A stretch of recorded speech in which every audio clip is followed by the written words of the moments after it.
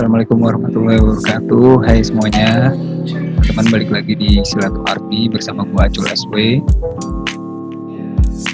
Hari ini kita akan berbicara dengan ngobrol santai dengan seorang gitaris musik yang sudah melanglang buana asli, Om Riko Prayitno dari Mocha. Hari ini gue pakai baju dari Ekonogro Studio. Kalian bisa dapetin di DGTMB, daging tumbuh, di Ekonogro Merchandise itu ya. Sambil kita nunggu Om Riko,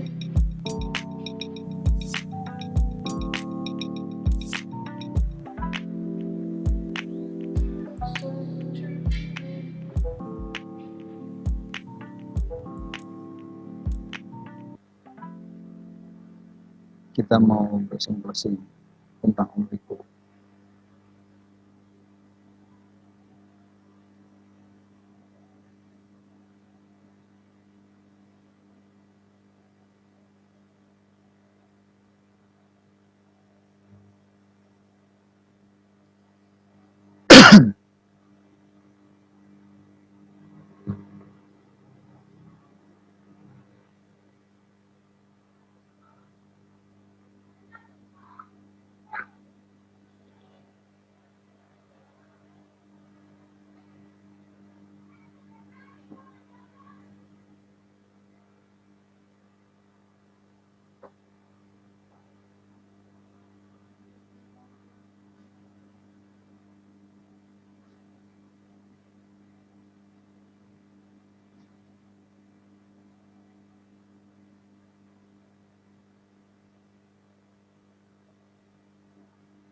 Oke, Om Riko udah masuk nih.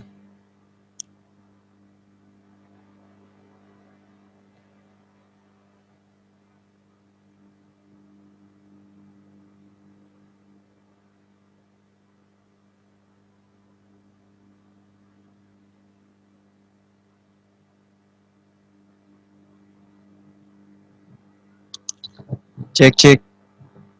Halo, ada nggak? Aman? Halo, halo. Bentar. Nah, sekarang ada nggak? Halo. Halo, halo, halo, halo. Suara aku kedengeran, Om? Kedengeran? Kok gue nggak denger ya? Denger dulu ya. Cek cek. Ada nggak di sini? Ada, Halo, ada, ada nggak? ada. Siap. Oke, ini dia Om Riko. Apa kabar, Om? Baik, baik. Sorry. Iya, iya, iya. Halo. Oke, Om. Gua Udah agak rekam nih, belum kan? Udah. Oh, udah direkam. Nggak apa-apa, ntar tinggal di utak-atik Iya, aja. iya. Sehat tapi ya? Sehat, alhamdulillah. Gimana Om, sana Om? Alhamdulillah, sehat-sehat. Om Riko tuh di mana sih sekarang tinggalnya? Di Bintaro. Oh, di Bintaro. Berarti yang di Bandung office-nya aja ya? Mocha. Office-nya aja. Iya, semuanya udah di sini. Indra di Tanah Kusir, Toma di Bintaro juga, Arina di Setiabudi. Tapi tahun depan kayaknya semuanya pada di Tangsel deh. Oh gitu? Iya, semuanya pada pindah. Om Indra Wanski sama kenapa Arina ntar. Kenapa? Om Wanski kenapa di Bandung? Bogor sih? Rencananya sih Bandung. Sebenarnya rencananya dia mau pindah juga ke Jakarta. Sebelum PSBB, sebelum COVID ini tuh dia punya rencana pindah di Jakarta sebenarnya. Cuman ya COVID, tadinya anaknya mau sekolah di Jakarta gitu. Iya, iya. Oke, jadi ini project iseng-iseng gua nih, Om Riko. Gua agak aneh ya bilang gua lu ke Gak Om apa-apa, kan Om seumuran. Tuh, Om Riko kayak beda dua, beda santun dua santun bulan. banget gitu saya itu gue jadi aduh nggak enak. Gak apa-apa, Jadi santai lah. yang belum tahu mungkin ini kali pertama kita ngobrol langsung gitu ya walaupun nggak langsung Langsung ya. juga sih. Sebenarnya udah ketemu kita waktu itu di acaranya Vincent Desta.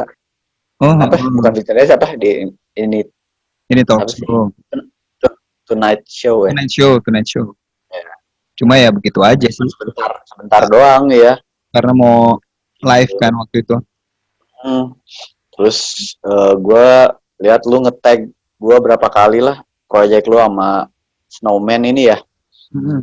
Apa kayak ngerespon karya-karyanya Moka. Terima kasih banget loh, Cul.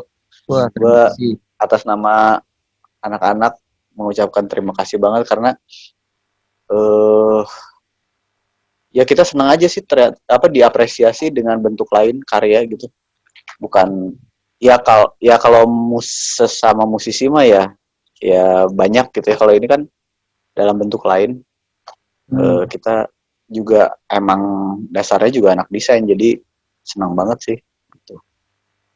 Gue pernah denger berarti desain packaging ya Om? Ya, kenapa Ah, gue interior. oh interior. Yang packaging itu Sir Dendi. Jadi kalau dulu itu gua sama Arina desain interior, Indra sama Toma desain produk.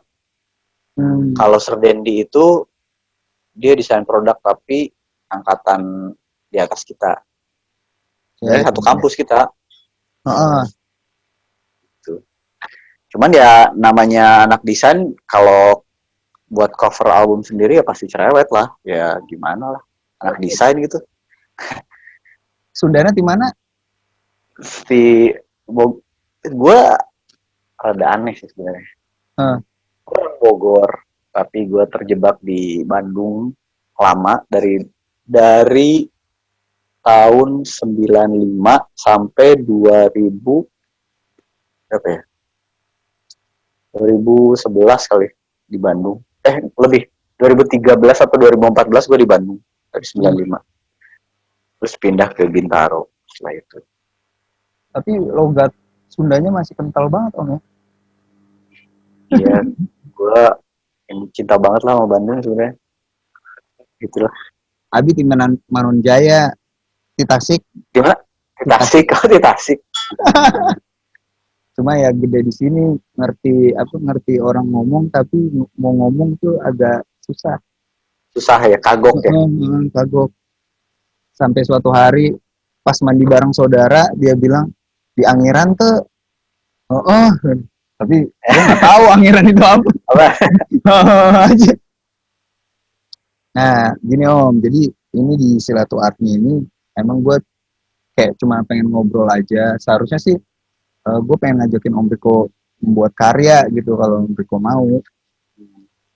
Tapi ya kalau misalnya nggak mau nggak apa-apa, gue aja yang bikin karya. Next time ya kita yang ketemu langsung kita. Iya betul. Kolaborasi. Gue bikin A4 aja deh. Besok niatnya hari Rabu sama Arina. Wah, Arina itu ini ya orangnya. Sampai detail kecil dipikirin ya. Apa gini? Iya. Jadi waktu sebenarnya dulu pengen ketemu terus pensilnya apa gitu kata dia. Gua sukanya ini, pensil merek ini. Gue sukanya pensil merek ini gitu. Pokoknya detail banget deh orangnya. Ya emang gitu dia. Ya karena ya anak desain kali ya. Jadi ya gitulah. Emang cerewet gitu maksudnya. Kalau soal tools sukanya pakai Windsor, pakai ini ya. Gua semua nggak mau pakai yang ya. Yeah. Sebenarnya soalnya kalau zaman dulu juga kerasanya lu beli koas yang abal-abal sama beli Windsor yang sekalian, Heeh. sebenarnya beli yang bagus sekalian. Kalau yang abal-abal itu pakai sekali dua kali hancur. Kalau si yang bagus itu mah kan sampai Ya, bertahun-tahun. Dan itu bisa jadi investasi banget sebenarnya. benar. Kayak rotring gitu-gitu zaman Berarti dulu kan. kita hampir sama semua ya. Gue juga dari sekolah desain. Lu desain apa? Gue desain komunikasi visual, grafis Oh, di mana? di Interstudy, Oh, Jakarta. Nah, gue sambil kita ngobrol nanti gue gambar di sini aja deh. Gue pengen ngerespon oke. itu sih. Gue tadi sempet di kantor. Jadi gue kerja juga nih Om. Gue sempet ya dengerin mini album lu Om Riko. Oh iya, Oh, oh. Itu cuma 4 lagu kan? tahu kata gue. Kayaknya family banget kan semuanya tuh.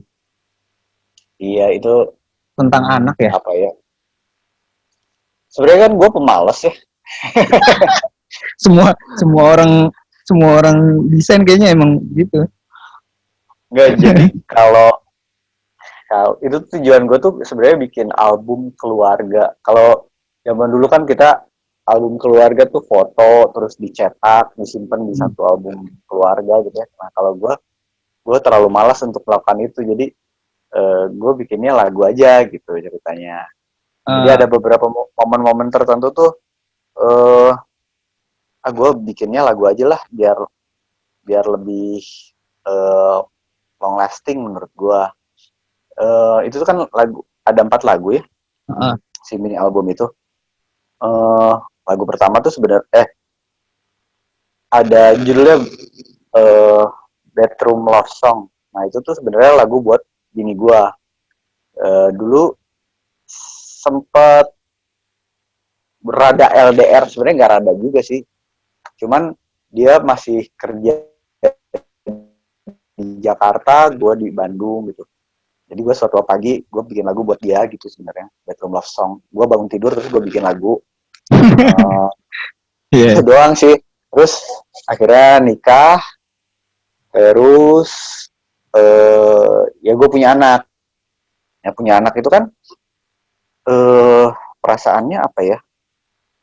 Lo nggak bisa ketika ketika bini lo hamil terus ya gue siap jadi bapak, gue siap jadi bapak, selalu gitu kan ya. Lu juga Ah, ngerasain kan, lu jadi ah, bapak kan, ah, ya, ya gue siap nih, tapi pas lagi udah kejadian anak lu lahir, lu pegang di tangan lu itu tuh, wah itu perasaannya campur aduk sih. ah, Itu nggak bisa dijelasin dengan kata-kata. Ada mau nangis, ada amazed, ada bersyukur, ada rasa takut, semuanya tuh ada ah, tumpuk blek di situ tuh. ah, Sampai mau ngazanin aja udah susah gitu kan, pasti ada ini hayal salah dulu atau hayal salah dulu ya pasti gitu. bener, bener, bener.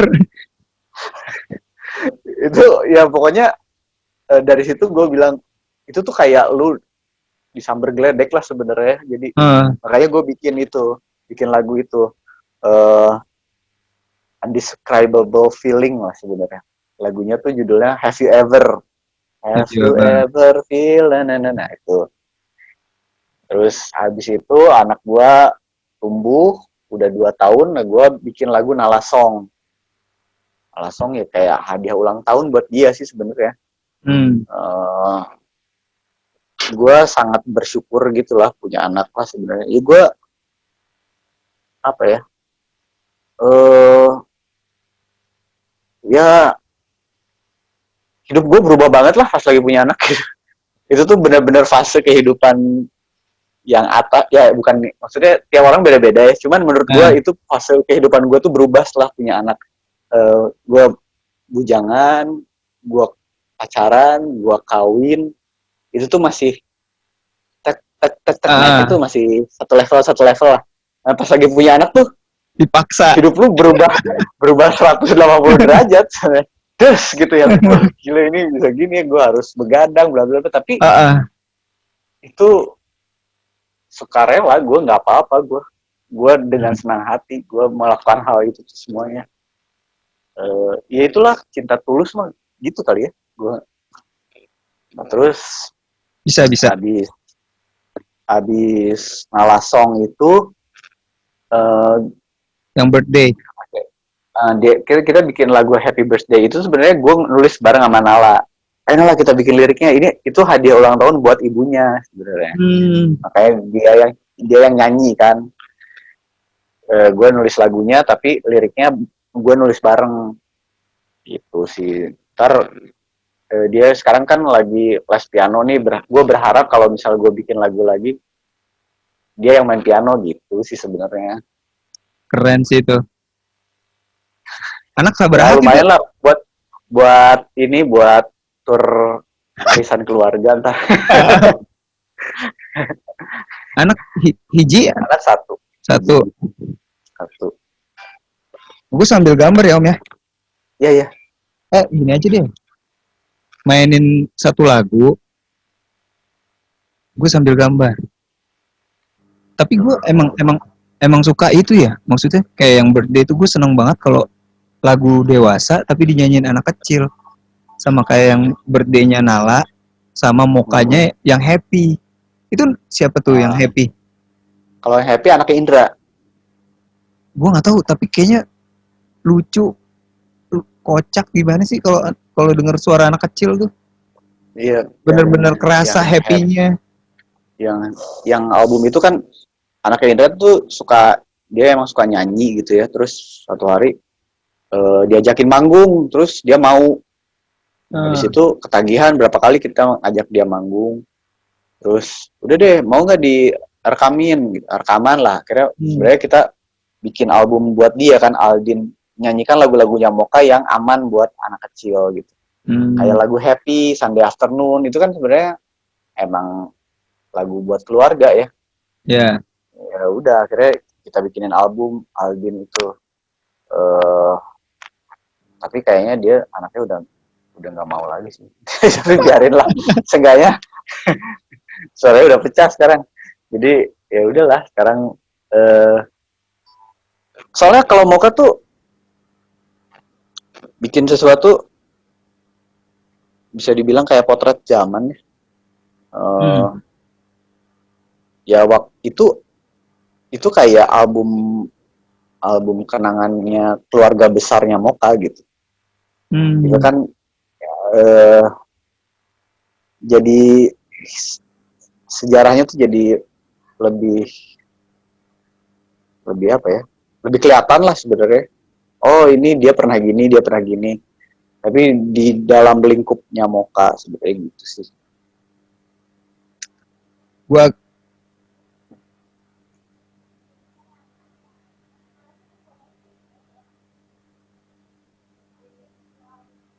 hilang suaranya. Suara lu hilang. Cek. Nah ada. Oke. Gua agak kikuk nih mau nanya apa, masalahnya kita kurang berkenalan. Gini aja deh, buat yang nggak tahu siapa Om Riko Prayitno ini, boleh dong Om mendeskripsikan diri lu beberapa kata. Gua Riko Prayitno itu adalah seorang gitaris. Bukan sih, sebenarnya gue bukan gitaris. Orang ngerokok tenan naon ya? Nggak apa-apa, bebas. Oke. Gue itu songwriter yang kebetulan hanya bisa main gitar sih sebenarnya gitu. Jadi gue bukan gitaris sebenarnya. Gue tuh hanya bisa beberapa chord gitar. Makanya gue kalau dibilang gitaris, gue rada keberatan juga. Karena gue main gitarnya juga gitu-gitu doang. Cuman gue bisa bikin lagu gitu. Yang gitaris jago juga belum tentu bisa bikin lagu juga sih sebenarnya. Dan gue bisa nyuruh orang yang lebih jago dari gue untuk main gitar yang sesuai dengan kepala gue. Berapa lagu di Moka yang udah diciptain Om? Kebanyakan sebagian besar sama Arina. Lagu gue. Sebagian hampir 80% lah kali lagu gue itu lagu Moka. sebenarnya. Arina bikin lagu juga, cuman ya di album 2 itu Arina bikin 2 lagu kalau nggak salah. Body Zeus sama Swing It Pop.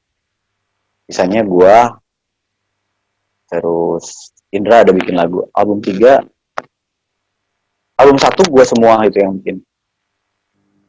Album 5 gua semua yang bikin. Sisanya ya keroyokan, cuman sebagian besar lah sebenarnya untuk album lagu Moka. Tapi dulu kuliah lulus tak? Wih, Moka itu adalah band sarjana. Semua? Nah, semua lulus. Pernah kerja gak, Om? Nah, itu gue enggak. Yang lain? Gue enggak. Gue yang lain pernah. Indra pernah. Indra sama Toma pernah. Indra di Flashy, di clothing bag gitu ya, bikin tas. Kalau Toma dia bikin biro apa ya, gue lupa ya. Cuman dia jadi marketing waktu itu. Cuman gue sama Arina sih nggak kerja. Gue tuh dulu waktu beres kuliah, gue inget banget beres yudisium kalau disebut gue baru tahu nilai gue sekian gitu. Beres tuh gue langsung ke rumah kosannya Indra sama Toma. Gue bilang gue udah beres kuliah, sekarang gue pengen ngeband. Udah langsung kita jamming bertiga tuh. Waktu itu masih belum ada Arina kan. Maksudnya gue pernah bikin band dulu sama Arina, terus bandnya gagal, tapi kita udah bikin lagu. Nah si lagu itu tuh nggak tersentuh akhirnya, nggak keolah. Nah pas habis beres yudisium, gue ngobrol sama Indra sama Toma, terus nyambung, kita ngolah lagu, nyambung, ya udah akhirnya dipanggil lagi Arina, langsung jadi vokalis. Terus habis itu gue berniat memajukan Moka dengan apapun caranya. Terus ya udah minta izin ke orang tua. Yang paling berat kan itu sebenarnya. Lebaran tuh kan ya, lebaran ngumpul terus emang kamu yakin dari musik aja bisa? Nah itu tuh kan pertanyaan berat yang susah dijawab pada saat itu. Cuman tapi dari awal menurut gue Moka namanya. Dari awal iya sebenarnya itu pas pertama kali manggung kita tuh cuma latihan 2 tahun doang. 2 tahun aja tanpa manggung. Jadi kita tuh dari 99 kita latihan terus di rumahnya Toma. Gue inget banget tuh satu tempat di Jalan Bungur, rumah bokapnya Toma sebenarnya. Ada satu kamar kosong. Tadinya kan dulu tuh sebelumnya di kosannya di kontrakannya Toma. Nah ternyata alat-alatnya dipindahin sama bokapnya ke situ. Terus ya udah kita tutup itu jendela-jendelanya pakai kayunya juga kayu gelondongan gitu. Maksudnya kayu dari gelondongan ditipisin terus jadi masih rada basah kan, belum di oven gitu ya. Jadi lembab terus gelap. Berisik itu waktu itu. Tapi ya itu 2 tahun di situ aja terus olah lagu, terus satu hari ya kita punya kesempatan untuk manggung di kampus sendiri. Ya karena senior waktu itu ya, beres. Jadi kita langsung habis ini kita ya. Terus katanya emang bandnya apa namanya? Anjir, kita tuh belum punya nama sih ya. Apa ya? 2 tahun latihan gak ada nama. Gak ada nama. Terus gue bilang, udah aja Moka, besok kita ganti lagi aja. Daripada band angkatan sekian gitu kan, disebutin kan gak enak ya, kelihatan seniornya. Jadi udah aja Moka, ya udah. Terus gue main setelah band yang bawain Deftones kalau nggak salah. Jadi gue lupa antara gitarnya tuh pakai gitarnya dia, gue nggak bawa gitar juga, nggak punya gitar malah dulu. nggak tahu seven string, nggak tahu drop D gitu, gue lupa pokoknya. Ini gimana caranya nih, wah rusuh lah pokoknya di panggung. Terus ya ya karena kita senior juga sih ya, jadi pokoknya kalian semua joget ya, ya jadinya joget. Gue nggak tahu sih sebenarnya mereka suka atau enggak, cuman waktu itu kita senang banget, wah kayaknya sambutannya bagus ya, padahal sebenarnya gara-gara kita senior sih kayak, gue curiganya sekarang gitu sih, sebenarnya mereka takut sama kita. Cuman eh pas kita cuman bawain lagu 4 lagu kalau nggak salah. Terus waktu itu yang lagi ya udah kita ulang lagi aja lagunya. Udah, terus ya udah besoknya, kebetulan besoknya kita manggung di Unisba. Jadi ya itu tuh panggung pertama yang di ITNS itu sebenarnya latihan manggung, karena kalau gue sih beberapa kali udah, gue Marina beberapa kali udah sering manggung. Kalau Indra tuh masih jarang manggung, sampai yang nervous banget gitu, yang sampai muntah gitu sebelum manggung. Hah? Iya, dulu dia nervous banget. Kayak pas lagi di Unisba rada lumayan. Cuman karena ceritanya kita bintang tamu, jadi disimpannya jam 12 malam gitu manggungnya. Ada sih yang nonton 3 orang gitu, cuman 3 orang itu langsung jadi ngefans banget gitu, jadi wah gila gue ngefans banget sama lagu-lagu lu gitu ya. Ya udah dari situ mulai itu banyak banyak manggung dari kampus-kampus loh. Terus langsung bikin demo waktu itu. Demo patungan 1 lagu. Sebenarnya nggak pengen buat komersial juga sih, pengen tahu aja kalau misalnya dijadiin tuh lagunya kayak gimana ya gitu. Kalau didengarkan secara audio, kalau dalam bentuk kaset gue pengen tahu sih lagunya kayak gimana. Ya udah rekaman, terus ketagihan, ketemu sama Ari, karena kita latihan kan di Aru ya, ketemu sama Ari, ayo udah bikin lagi demo di sini. Kita bikin 5 lagu, kalau nggak salah, gue lupa lagunya apa aja.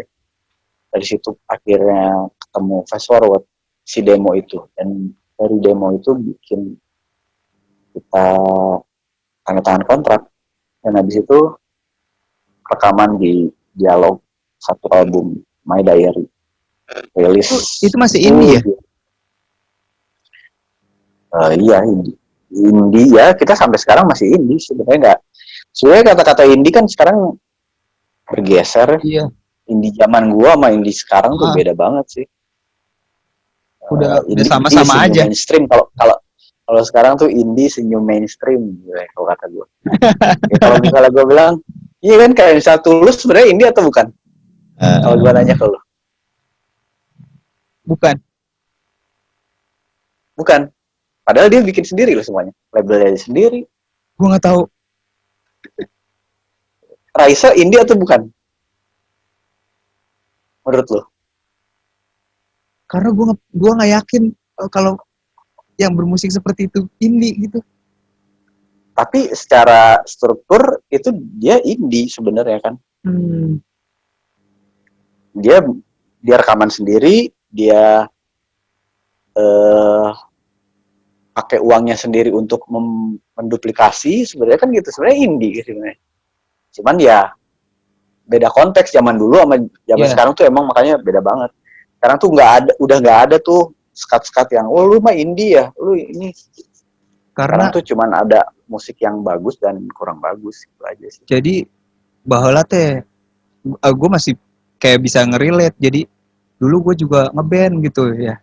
Jadi ibaratnya kalau zaman dulu yang indie itu adalah yang nggak bisa di kayak pop gitu kan, Om. Jadi kalau yang ya, pokoknya lu musik lu aneh, lah, lu nggak bisa. Iya. Nah, kalau zaman sekarang, kalau Moka bakal nggak dianggap indie, karena zaman sekarang semua orang juga band yang pakai full bahasa Inggris ya banyak sekarang. Iya.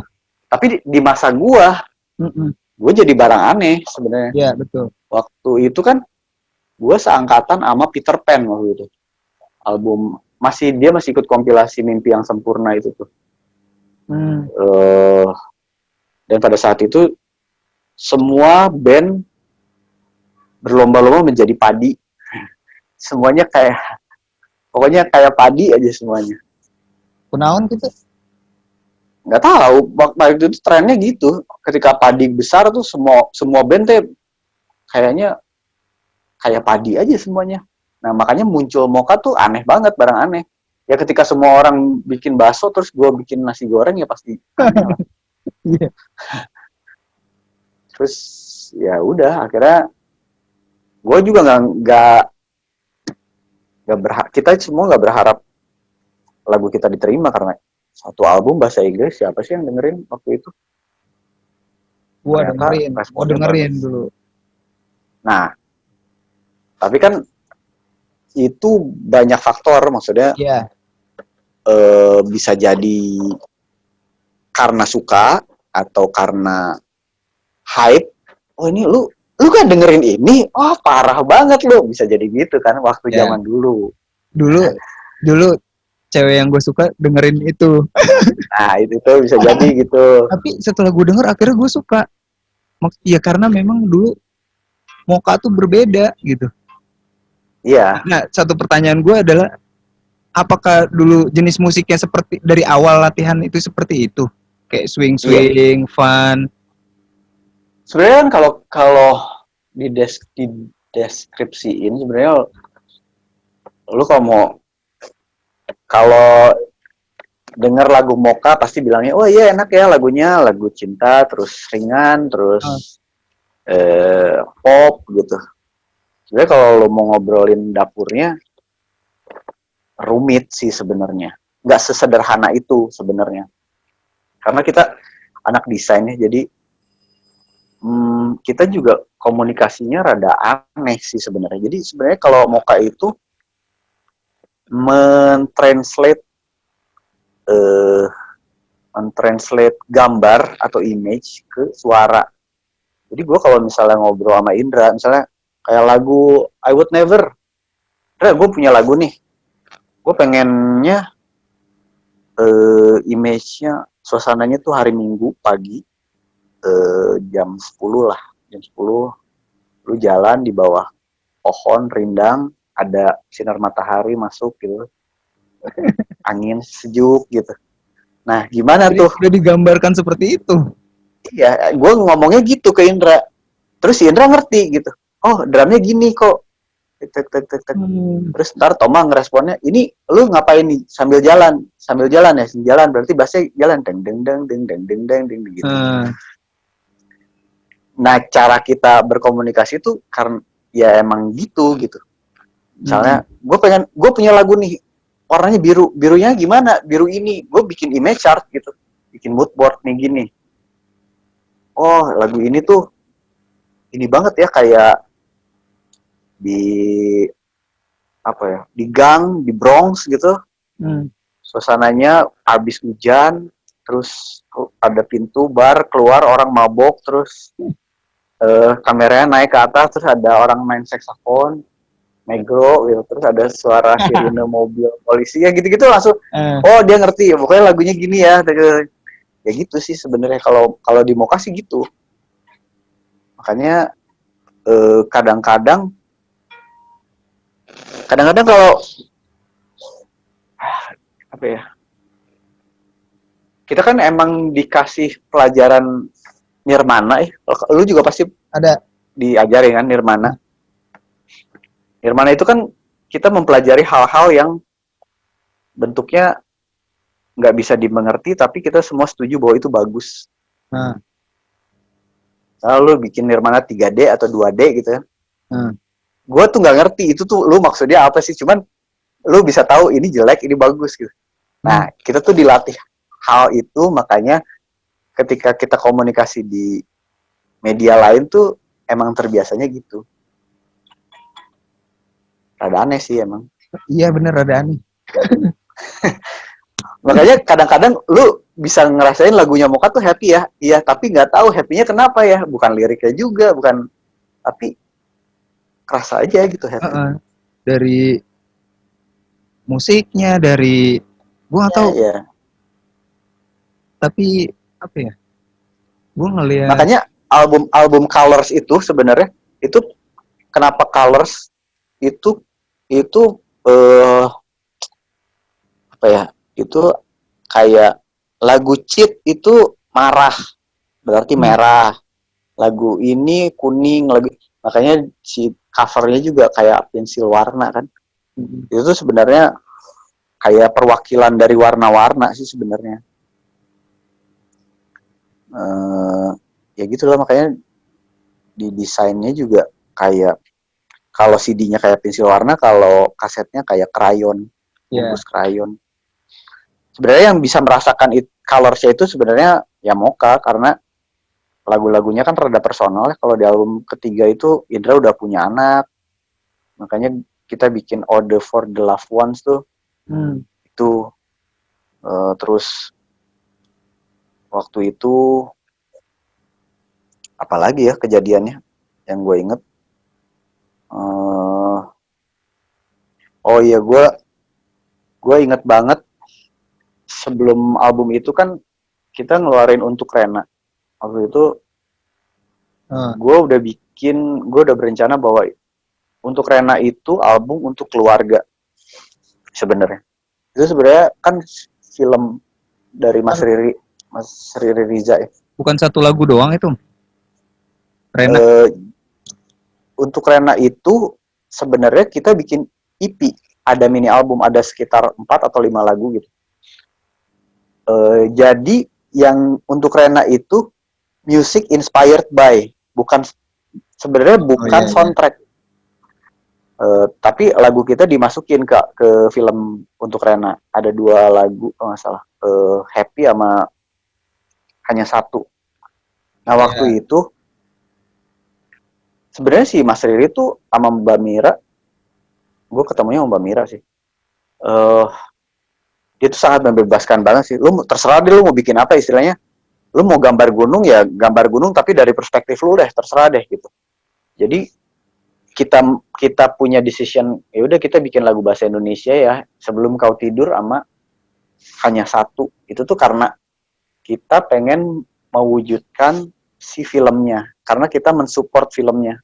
Filmnya gini nih, ya udah kita bikin lagu yang mendukung karya ini supaya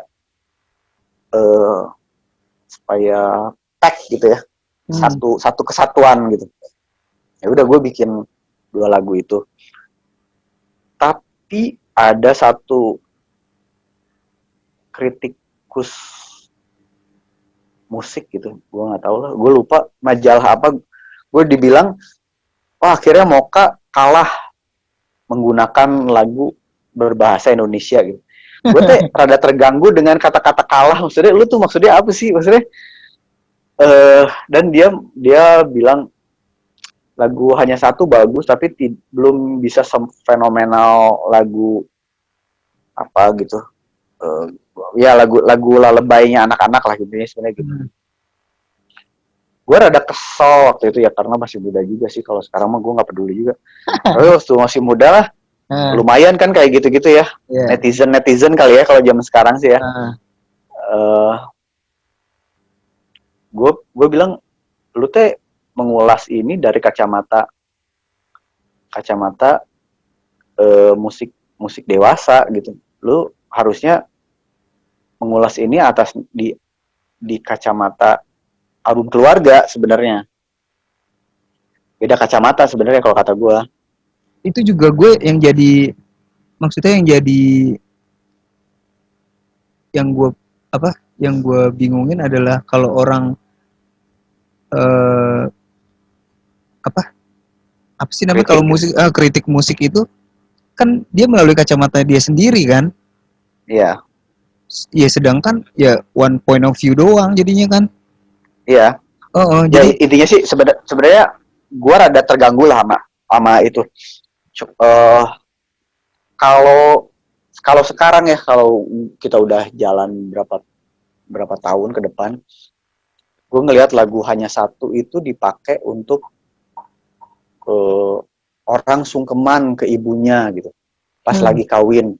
Itu tuh, wah itu level tertinggi loh menurut gue. Itu lu lagu lu dipakai untuk seseorang yang eh apa ya, momen terbesar dalam hidupnya, salah satu momen terbesar lah di hidupnya, Ya. dipakai di soundtrack hidupnya dia gitu, itu tuh wah gila sih. Itu gue ya di banyak yang ngasih linknya atau gimana, gue ngelihat gitu ya, ya itu lumayan merinding sih buat gue pribadi.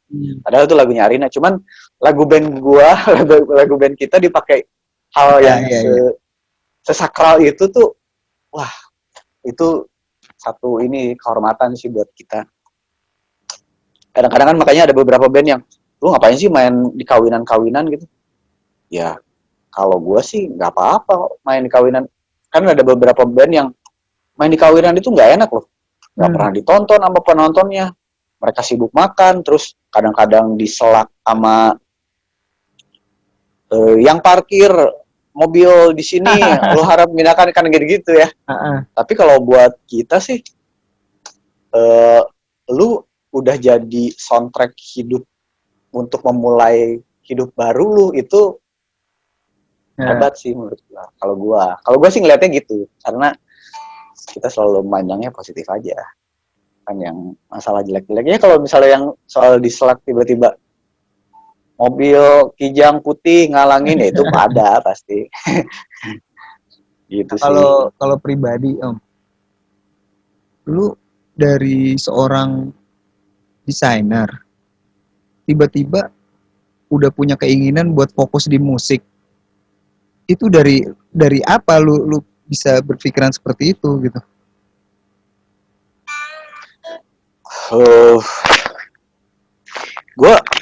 Gue kalau gue dari kecil, dari SMA lah sebenarnya. Dari SMA sebenarnya gue udah suka musik.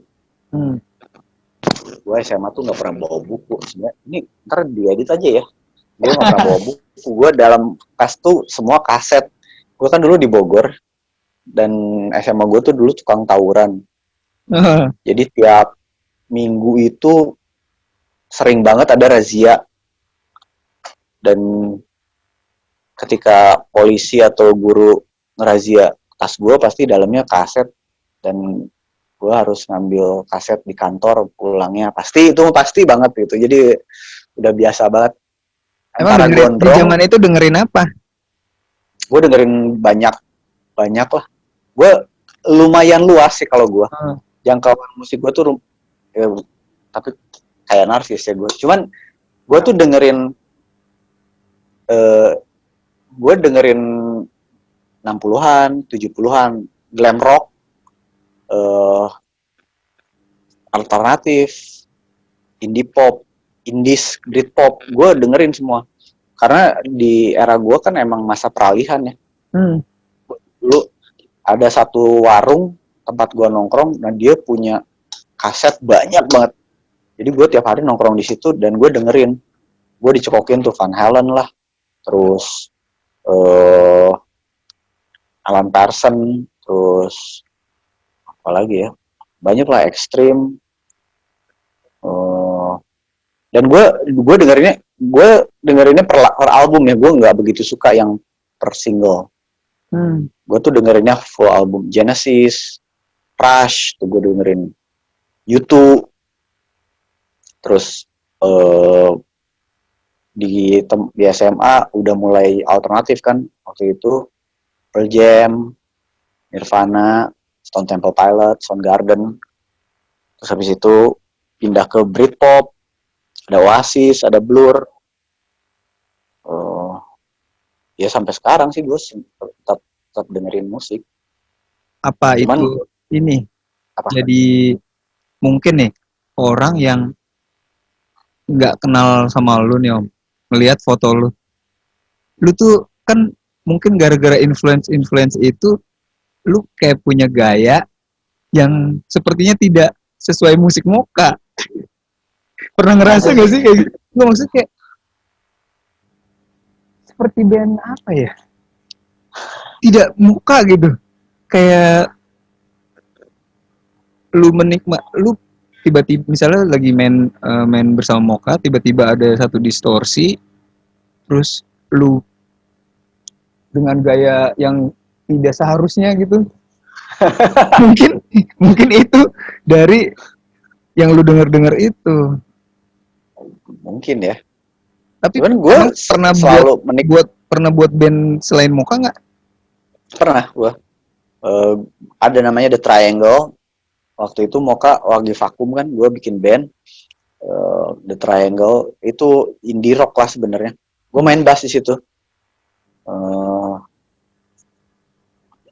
gue sempet jadi soundtracknya Perahu Kertas kalau nggak salah. Si Triangle itu.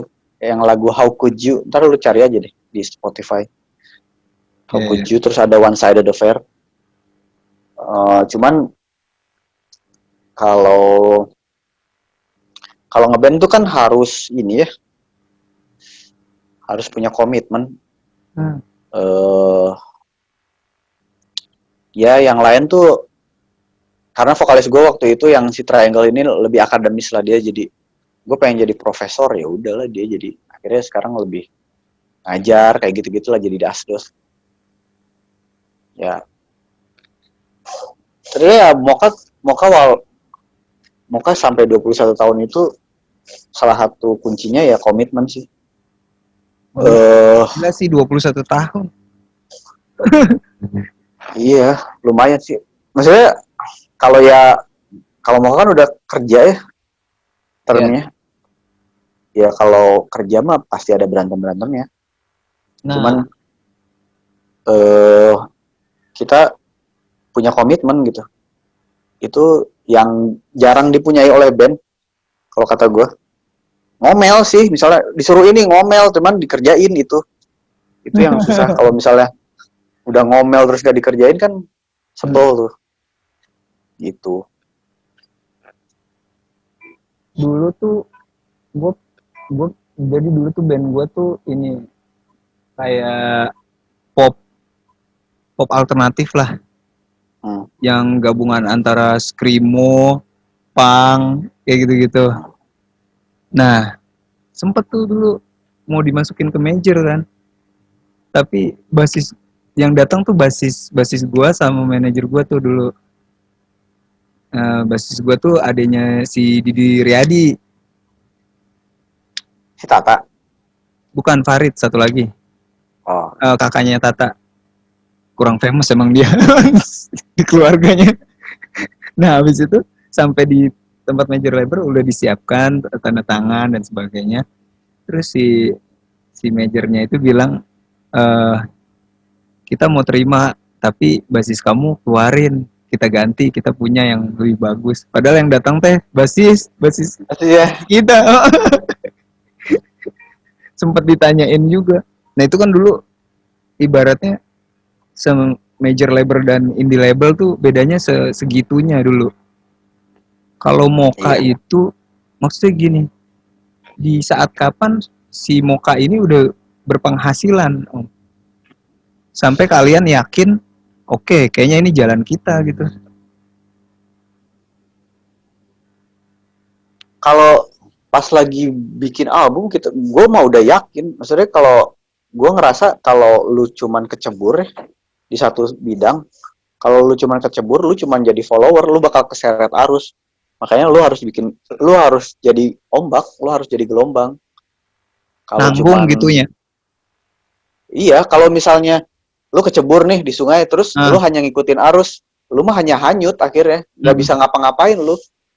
Kalau misalnya lu jadi gelombang, lu bisa nelen semua orang gitu. Kalau gue berpikirannya begitu. Walaupun nanti sukses nggak suksesnya nanti gitu. Kan kita nggak tahu nih sukses ya. Kita bakalan sukses apa enggak. Sebenarnya kan kalau sukses itu makin dekat kalau lu kerja keras gitu. Ya. Luck itu bakal lebih mendekat, keberuntungan itu bakal lebih mendekat kalau lu kerja keras. Kalau misalnya lu sambil goler tiduran terus lu bilang, aduh kapan nih gue sukses, ya kagak ada lah. Maksudnya lu harus ngerti sistem. Emang jalan gue tuh emang rada berat waktu itu ya, karena gue sering banget datang ke radio, ini lagu apa ini, band apa ini, labelnya apa nih. Gue berapa kali tuh boleh nanti gue setel tapi lu bayar 10 juta misalnya gitu. Itu sering banget gue. Makanya gue dulu gak mau tuh. Sebenarnya Mocha tuh awal yang bisa dibilang yang apa ya, bertanggung jawab akan sekarang banyak chart indie. Soalnya mereka dulu bingung. Gue masukin apa ya, ini band Indonesia tapi berbahasa Inggris. Lu nggak bisa masuk ke top 40, tapi kalau masukin ke Indo Hits juga jadi bingung. Akhirnya kan si MD tuh, gue bingung kok masukinnya kemana gitu. Akhirnya dibikin segmen itu kan, chart indie deh kita bikin. Sekarang semua radio pasti punya kan chart indie lah apalah gitu. Itu sih. Hal terberat apa yang pernah lu lakuin untuk Mocha? Maksud terberatnya gimana? Kayaknya melakukan ini kayak berat banget gitu buat tetap eksis di Mocha. Karena gue pernah ngalamin, maksudnya gue sedikit lah mengalami ngeband gitu. Ada banyak hal yang harus dikorbankan buat tetap konsisten gitu kan, apalagi di awal-awal gitu Om. Lu pernah gak kayak apa gitu? Untungnya ya keluarga gue itu tuh udah ngerti banget. Ya bini gue juga dulu di IO, jadi dia ngerti. Gue tuh nggak pernah ikutan arisan keluarga. Jarang ada. Ya gimana coba? Iya, bukan. Misalnya ada saudara kawinan hari apa? Sabtu. Udah pasti nggak bisa, pasti nggak datang. Mau arisan keluarga, mau apa? Jadi kalau kumpul-kumpul keluarga besar gitu, udah bisa dipastikan gue nggak ikut. Itu salah satu. Ya akhirnya sebenarnya kasihan juga sih anak gue tuh jadi kayak jauh dari sepupu. Cuman ya gimana lagi? Maksudnya bingung juga ya. Mereka bisanya sebagian besar waktu libur. Ya gue waktu libur ya gawe ya gitu. Kalau misalnya ya udahlah kawinnya hari Senin aja, nah itu gue datang pasti. Ya gitu sih. Kalau maintenance ini 4 orang tetap komitmen 21 tahun. Arina kan sering banget keluar negeri kan dulu. Kan dia dulu di Amerika, makanya kan sempat vakum. Jadi dulu tuh momen terberat Mocha tuh sebenarnya itu yang pas lagi 10 tahun itu. Karena Arina nikah sama orang Amerika kan waktu itu. Jadi dia harus ke Amerika. Udah itu lumayan tuh sempat berantem. Gimana nih Mocha mau terus atau enggak? Tadinya diputuskan abis last show itu udahan gitu. Makanya nggak akan terus lagi. Kita vakum deh. Terus habis itu ternyata yang fansnya Mocha tuh tambah banyak gitu. Ada yang dari Malang lah, ada yang dari bikin fans club gitu. Di Twitter banyak rame gitu.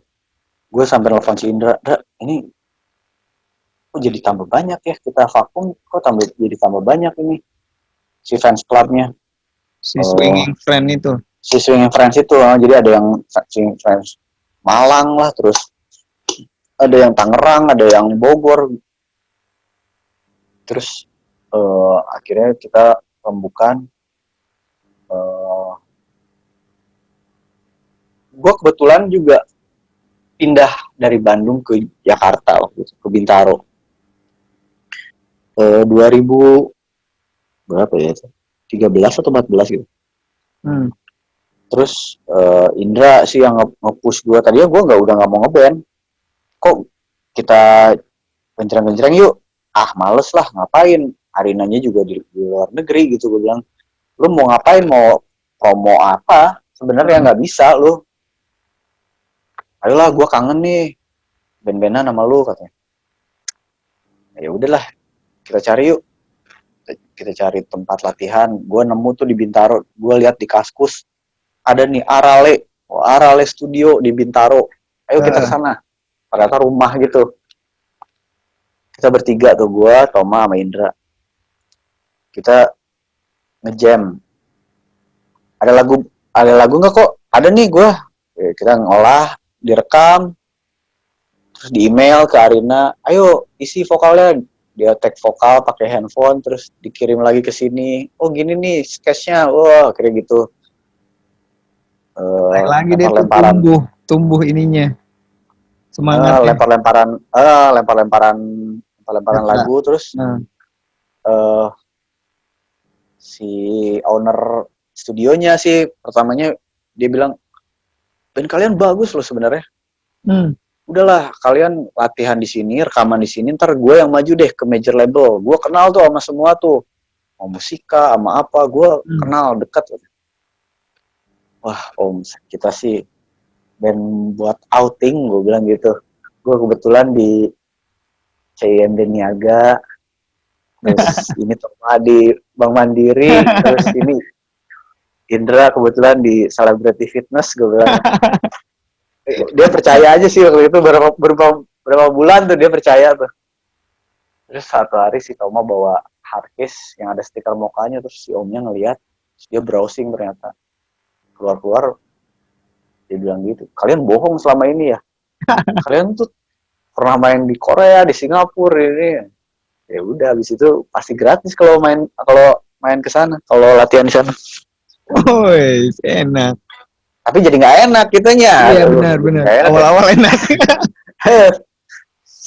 Soalnya jadi kalau misalnya latihan di sana pada datang gitu semua, ayo kita makan mau apa nasi padang. Oh, gila. Itu Jadi banyak. salah satu pertanyaan gue juga sih. Kenapa nggak masuk major? Kan lebih lebih santai tuh di banyak yang ngehandle. Sebenarnya kan kalau misalnya masuk major label atau indie label kan sebenarnya gue bakal nanya deh ke lu. Lu Nah, kenapa masuk major label? Kalau misalnya waktu itu jadi tembus tuh, kenapa masuk major label? gue waktu itu nggak nerima karena musiknya harus dirubah. Banyak yang harus dirubah dari bandnya. Nah, Banyak tangan-tangan yang ini. sebenarnya gini ya, gue belum pernah masuk major label. Gue belum punya pengalaman sebenarnya ke major label. Tapi secara logikanya gini, lu disuruh jualan sama gue, Nah, misalnya, Cul, nih, lu jualan ya lagu, misalnya, lu jualan panci ya, gitu ya. hmm, Terus lu tahu pasar lu, wah pancinya gini, eh, warnanya kuning misalnya, yang laku tuh warnanya merah. nah, Secara data, terus lu balik lagi, bisa nggak pancinya dirubah warna merah? ya itu dia. Logikanya kan gitu kan sebenarnya. Ya betul. Nah, Jadi terasa nggak kita gitu ya? Apa gimana? ya, iya. Tapi kan kalau misalnya jadi tukang jual panci, lu bakal ngerasa juga, lu mah nggak tahu sih data yang aslinya. Uh, Itu kan masalah komunikasi kan sebenarnya. uh, Nah kalau gue, daripada gue disuruh-suruh dan gue nggak mau, gue mendingan sendiri aja. Makanya ini label. Gue sadar kapasitas gue, ya ya ya. karena gue bermusik itu buat seumur hidup, maksudnya gue bukan sesaat, maksudnya gue yakin deh banyak gitu yang ngeband terus masuk major label atau entah apapun itu, terus ketika hype-nya udah nggak ada, terus kok gue nggak make it ya, Nah, karena dia tuh hanya terseret arus, bukan gue pengen kesini, nggak gitu.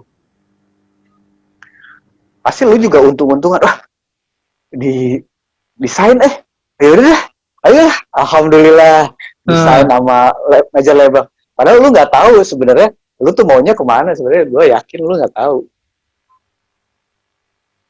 antara ini sih kebutuhan dan kebutuhan dan ego. Apa Iya, cuman waktu itu kan lu nggak mikir lu apa ya,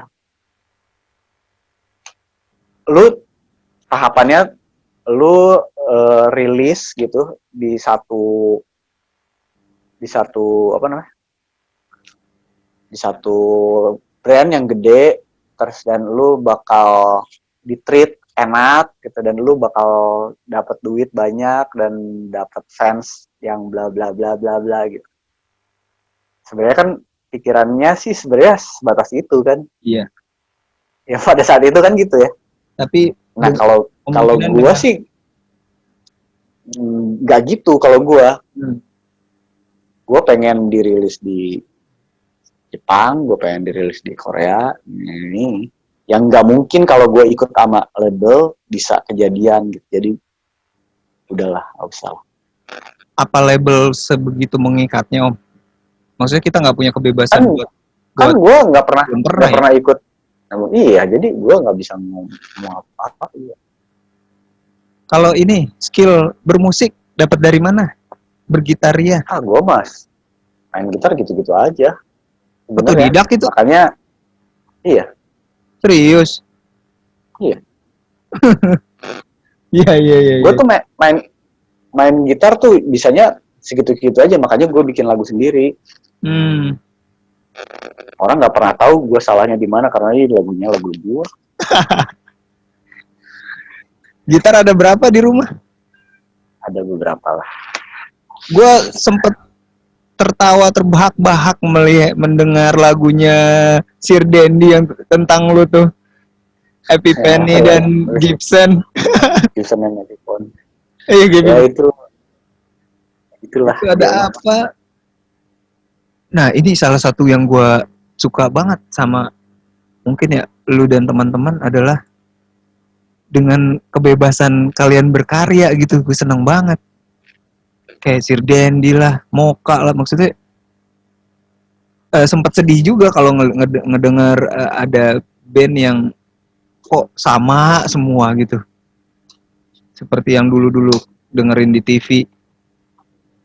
Sebenarnya kalau lo dengerin musik-musik sekarang tuh ya, semuanya bagus-bagus tuh. Iya, bagus-bagus. Tapi nggak ada yang butut. Nah itu nggak seimbang. Iya nggak menarik. Ulang. Gimana? Sekarang tuh everything is in the right place. Lagunya Yeah. pada bagus, musiknya bagus-bagus, tapi nggak dinamis jadinya. Jadi monoton menurut gua. Apa karena orang-orang Semuanya sama, semuanya musiknya sama, gitu semuanya. Tapi bagus, semuanya bagus, gak ada yang. Makanya gue bikin Serdendi tuh harus butut aja. Kita harus bikinnya yang butut aja, biar stand out. konseptornya Sir Dendi itu siapa sih? Enggak. Kalau yang EP kan musiknya gue yang bikin. Oh iya. Tapi apa ke orang-orang zaman sekarang itu semakin pintar atau maksudnya taste-nya semakin baik jadinya yang butut-butut itu ditinggalin gitu? Atau gimana sih? Semua kan emang menuju ke satu titik ini sih sebenarnya. Cuman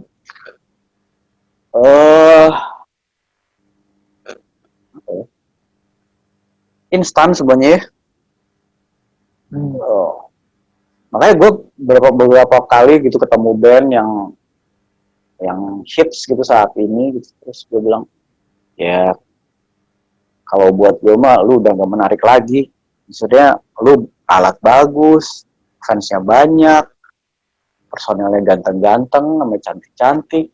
Ya kita ngobrolnya ntar aja 5 tahun ke depan atau 10 tahun ke depan kita ngobrol lagi. Lu masih ada nggak sekarang? Itu dia jawaban yang saya inginkan. Sebenarnya itu Karena sih. iya karena gila gue nggak habis pikir gitu kalau 21 tahun tetap bersama orang-orang itu, orang-orang yang sama gitu. Karena kan pasti masalah jalan udah lewat ininya sih. So, kalau udah 21 tahun mah udah saling ngerti gitu ya. Ya banget itu. Lu punya bandmu kayak kawin sebenarnya. Ya benar. Udah kayak keluarga. Iya, itu udah bukan bukan jagonya yang dicari itu sebenarnya. Kalau ngeband tuh bukan jagonya. Misalnya yang main bass lebih jago dari Toma tuh banyak banget. Misalnya gue ganti nih Toma. Tapi bukan Moka pasti. Karena yang pemain bassnya Moka tuh harus Toma gitu. Dengan kelebihan dan kekurangannya, ya itu dia gitu. Gitu sih. Benar. Menerima aja satu sama lain kelebihan dan kekurangannya. Dulu berantem paling parah kenapa tuh? Moka ada gak yang sampai sempet pengen bubar gak sih? Ya itu yang pas lagi Arina announce gue harus kawin dan pindah ke Amerika. Nah itu ribut itu. Lumayan. Gimana nih kita nih? Ya lumayan ribut besar lah. Iya. Ya ternyata yang udah digariskan kali ya takdirnya, jadi ya balik lagi. Ya udah. Emang harus gitu kali ya. Jalannya rada berliku. Tapi band itu kalau lewat dari 10 tahun entah bisa bubar, entah bakal bertahan. Ada guncangan besar biasanya. Fase 10 tahun tuh biasanya bakal ada guncangan besar. Kalau bosen? Kalau lu nanya ke gua 21 tahun, bosan gak bawain itu? Lu tanyanya ke Rolling Stone, lu bawain Satisfaction sampai sekarang tuh, dia masih bawain itu. Lu tanya tuh ke Mick Jagger tuh. Gak. Lu bayangin gak tuh bisa betapa bosannya tuh? Gua mikirnya gini, apakah lu menahan kebosanan untuk menyenangkan audiensnya? Jadi ada tuh momen yang lu bosan bawain lah tuh lagu, tapi sampai udah di atas dari bosan itu tuh lu udah autopilot. Udah terkarasa. Kayak lagu Secret Admirer gitu ya. Itu tuh dari tahun 2002 gue mainin sampai sekarang dan selalu diminta kan Secret Admirer gitu. Gue mainin itu tuh gue udah nggak mikir mainnya, udah gue kayak sambil tidur juga udah bisa gitu. Tapi bukan bosan itu di atas bosan itu udah lewat tuh itu kata-kata bosan itu. Umpami ngegambar mah merem gitu, merem aja lu gambar lingkarannya ya udahlah lu gambar lingkaran itu udah bisa. Tapi bukannya bosan lu bisa gitu cepat gitu. Bisa karena biasa. Sih apaan sih? Dan kita kan emang kalau ngeband tuh seneng, maksudnya kita tuh butuh panggung untuk feel alive gitu. Lu manggung tuh ada rasa adrenalinnya, rasa deg-degan di bawah stage gitu. Yes. Detik-detik menuju ke dak gitunya tuh beres, ngelihat orang senyum, terhibur. Wah itu priceless tuh. Bener. Walaupun gua nggak jadi, tapi itu bener. Apa maksud? Sebelum manggung tuh deg-degannya sampai kita stretching lah, doa lah. Tapi pas udah di stage tuh kayak, wah kayak hidup. Iya, kayak trance aja. Sebenarnya itu yang nggak boleh di musik tuh sebenarnya gitu sebenarnya. Itu kan kayak memabukkan kan sebenarnya. Lu kayak lu berkarya ya. Sekarang lu lihat karya lu yang 3 tahun belakang dari sini aja. Terus lu mikir, kenapa ya gue dulu gambar ini, gue mikir apa? Lu pasti gitu. Ya itu kan tangan Tuhan menurut gue mah. Gue juga ngelihat lirik gue yang album 1, album 2, kenapa gue dulu nulis ini ya, kata-kata ini gue juga nggak tahu. Tapi kalau lu percaya itu nggak? Percaya. Bener kan? Jadi kayak tercipta sendiri, maksudnya bingung juga kalau sekarang dipikirin. Makanya gue bilang ke anak-anak pas lagi yang swing friends tambah banyak itu, gue meeting akhirnya ngobrol, terus kayaknya tanggung jawab kita tuh bukan ke Riko, ke Indra, Riko ke Arina atau satu sama lain gitu. Tanggung jawab tuh kita ke pendengar. Kita mah hanya media gitu sebenarnya. Lagu-lagu ini tuh lagu-lagunya mereka. Makanya pas lagi waktu vakum itu, gue tuh ada beberapa coretan-coretan lirik, ya, lirik Secret Admirer gue pas lagi awal-awal gitu, terus gue kirim aja ke fans gue. Ini hasil tulisan tangan gue asli nih pas lagi bikin Secret Admirer. Tolong jaga ya, ntar kalau gue bikin pameran tapi gue pinjem gitu. Terus ada baju yang dipakai di video klip ini, gue kasih kirim ke siapa gitu. Karena itu tuh emang punya mereka sebenarnya. Gitu sih menurut gue. Pertama kali keluar negeri kapan?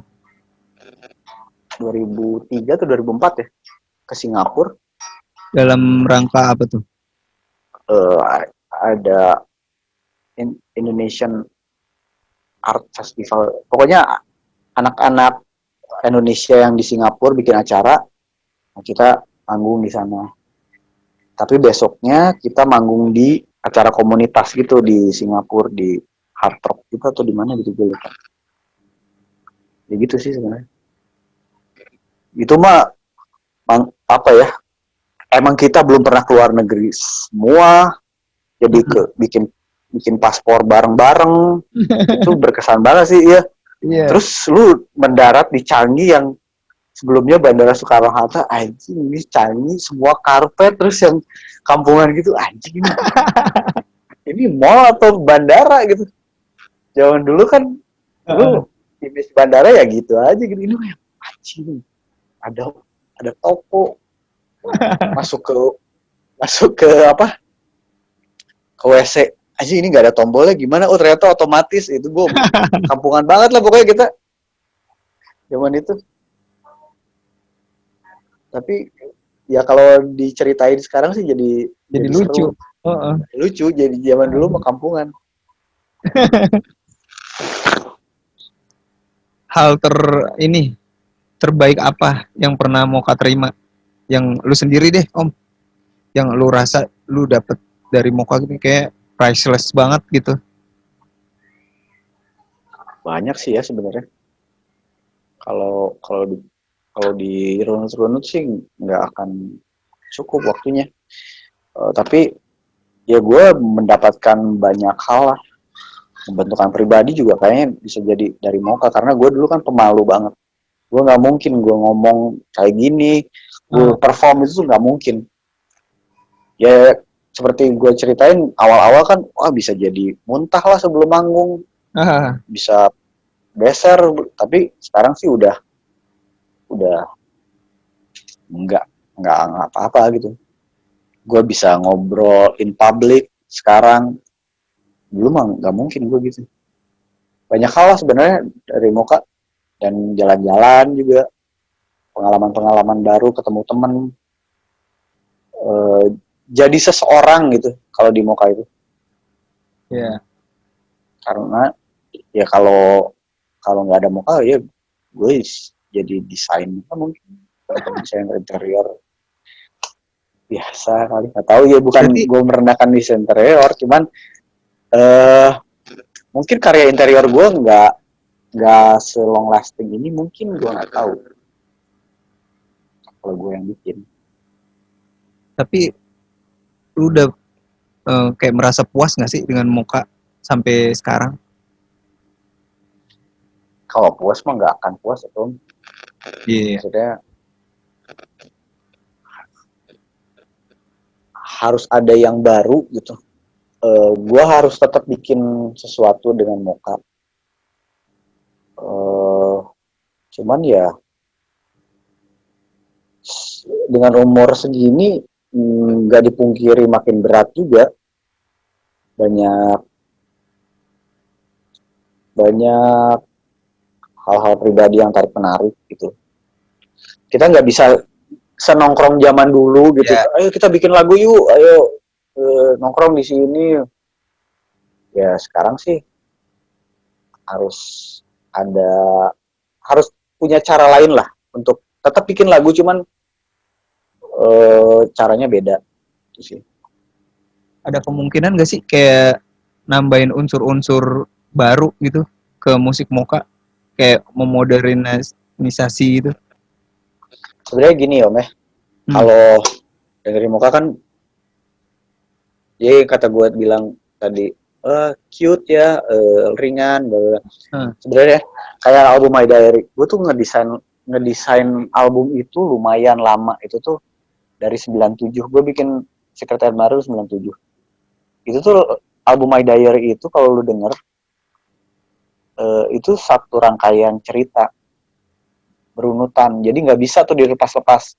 Iya. Gue sangat terobsesi sama Pink Floyd The Wall. Buat gue itu salah satu album yang mengubah hidup gue lah.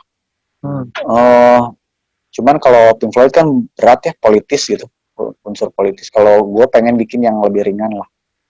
Makanya gue bikin album itu kan dari Once Upon a Time, dibuka bukunya Secret Admirer, terus akhirnya sampai Life Keeps on Turning. Ya akhirnya Life Keeps on Turning ya balik lagi kan. Ada lagu What If lagi, ada lagu Me and My Boyfriend lagi, tapi dengan versi akustik karena menemukan pendewasaan gitu kan. Terus cover CD-nya juga kayak My Diary. Itu yang cover CD-nya kan ada biri-biri lagi joget sama. Nah, sebenarnya biri-biri itu dia tuh kan Secret Admirer sebenarnya. Itu si Secret Admirer-nya. Secret Admirer itu nyintilin terus sampai ke ceweknya pas lagi tidur kan suka ngitung biri-biri. Nah, dia tuh nyamar jadi biri-biri. Semengganggu itu, makanya itu si Secret Admirer tuh itu tokoh itu tuh si biri-biri itu baru tahu gue tuh. Terus di lagu itu kan cerita ya, yang di My Diary itu. Jadi storytelling pop tuh itu tuh sebenarnya. Si Moka tuh storytelling pop. Karena storytelling itu past tense, lampau bentuknya, makanya ada bau retro. Karena itu udah lama gitu. Dan album covernya juga dibikin ala Norman Rockwell waktu itu karena ya zaman dulu gitu itu tuh. Terus gue kira itu biar terasa lebih, karena bisa dibilang itu kalau gue pikir ya itu Moka awal tuh kayak buat remaja-remaja yang cinta-cintaan, jadi covernya tuh dibikin cute. Gue cuma segitu waktu itu nganggap ininya. Tapi lu menemukan kepingan puzzle itu nyatu ke sekarang kan kalau gue cerita gini?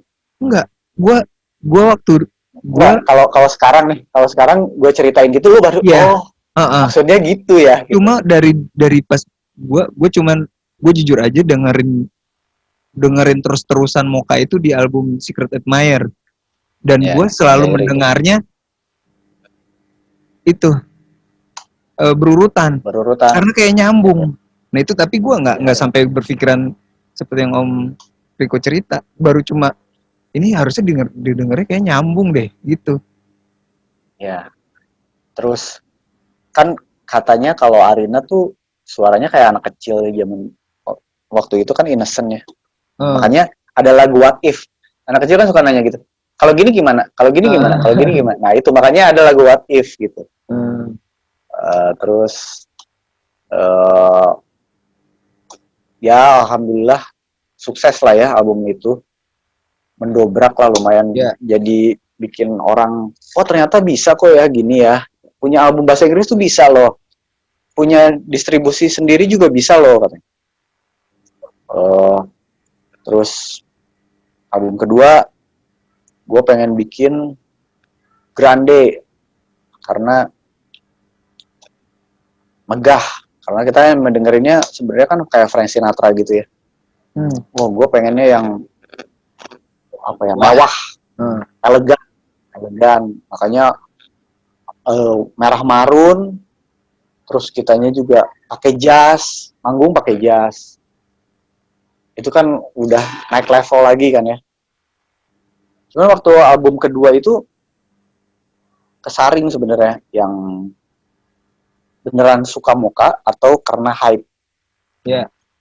Di situ kerasa di penjualannya sih. Penjualan setengahnya dari album My Diary.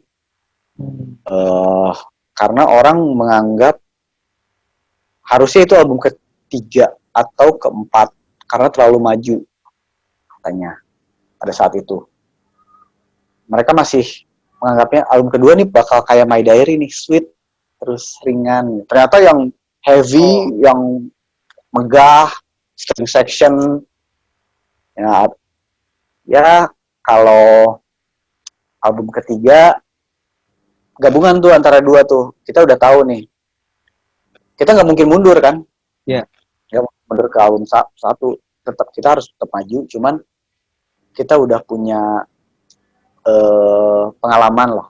Oh berarti enaknya mixnya segini. Jadi kalau lu masak tuh lu tahu lah bumbu yang tepat tuh segini.